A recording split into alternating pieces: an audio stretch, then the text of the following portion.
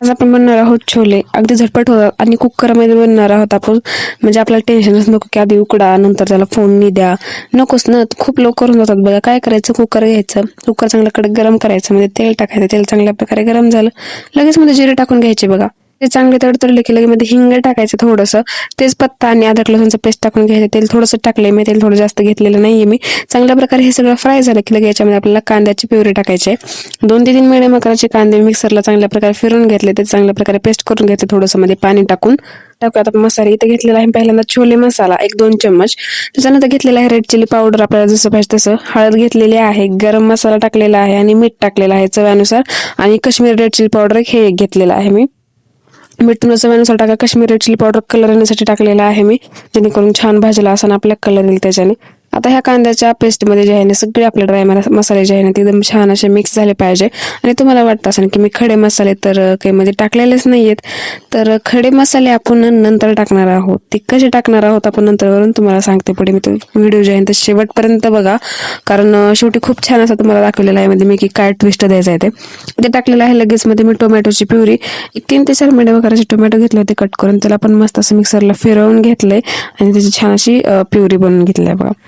लगे आता हे सगळे मसाले वगैरे मिक्स झाले बघा. छान असं साईडनं तेल जे आहे ना ते दिसत आहे थोडंसं वरी आपल्याला. तर आता ह्याच टाइमला मी इथे काय केलं होते, छोले घेतले ते पांढरेवाले, रात्रभर भिजू घालून घेतले होते मी. ते टाकायचे आहेत आपल्याला याच्यामध्ये. जर रात्रभर तुम्ही भिजू घातलेले नसतील तर 1 ते 2 तास भिजू घाला, पण ते गरम पाण्यामध्ये भिजू घाला, म्हणजे पटकन जे आहे ते असे फुगून येतात छोले. नंतर हे सगळं मिक्स झालं. आता याच्यामध्ये टाकायचं आहे आपल्याला थोडीशी साखर टाकायची. उगाच छान अशी टेस्ट येते, एकदम थोडीशी स्वीटनेस येते, खूप भारी लागते. स्किप करू नका, थोडीशी टाका. आणि आता आपल्याला जेवढं याच्यामध्ये पाणी पाहिजे ना, जेवढं आपल्याला ग्रेव्ही पाहिजे ना, जर चपाती संग फुलक्या संग खायची असेल तर थोडीशी कमी ग्रेव्ही ठेवतो आपण. आणि नॉर्मली असं पाहिजे असेल तर भातासंग वगैरे म्हटलं तर थोडंसं जास्त लागतं.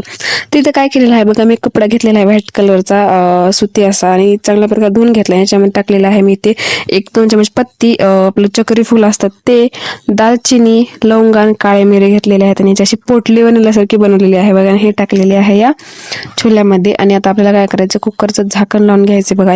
4 ते 5 अशा शिट्ट्या मारून घ्यायच्यात. म्हणजे आपण कसं असतं डायरेक्ट त्याच्यामध्ये मसाले वगैरे टाकले ते मिक्स होऊन जातात आणि आता खाली येतात, ते चांगलं नाही लागत, मग पूर्ण तोंडाची चव जाते.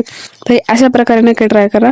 टेस्ट पण खूप भारी येणार आणि खूप टेस्टी लागणार. जसं भंडाऱ्यामध्ये वगैरे कसे छोले भेटतात ना, त्याच्यामध्ये पत्तीचं वगैरे असं पाणी टाकतात बघा, कलर येण्यासाठी आणि टेस्ट येण्यासाठी. तर बघा आता मस्त असं आपले छोले शिजलेले आहेत. छान असं सर्व करायचं. भातासोबत खावा, चपातीसोबत, फुलक्यासोबत, नानसोबत, कशासोबत तुम्हाला आवडतं ना त्याच्यासोबत खावा. खूप भारी लागते. खूप इझी रेसिपी आहे, खूप टेस्टी लागते. आणि तुम्ही पण ही रेसिपी नक्की ट्राय करा आणि मला कशी वाटली त्याने कमेंट करून सांगा. चॅनलला सबस्क्राईब केलं नसेल तर पटकन चॅनलला सबस्क्राईब करून ठेवा.